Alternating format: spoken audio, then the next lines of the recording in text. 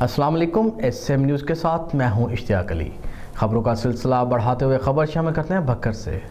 थल यूनिवर्सिटी के शोबा biological sciences और समाजी तंजीम माहौलियाती तहफ़्फ़ुज़ के तावन से आलमी यौम माहौलियात के हवाले से सेमिनार और वाक़ का एहतमाम किया गया और यादगारी पौधा भी लगाया गया।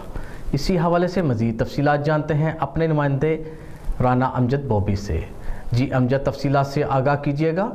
थल यूनिवर्सिटी बखर के शोबा बायोलॉजिकल साइंस और समाजी तंजीम तहफ़्फ़ुज़ माहौलियात के इश्तराक से यौम माहौलियात के हवाले से यूनिवर्सिटी में सेमिनार और वाक़ का एहतमाम किया गया, जिसमें acting vice chancellor Iram Jamil समेत असातिज़ा और तलबा की कसीर तादाद ने शिरकत की।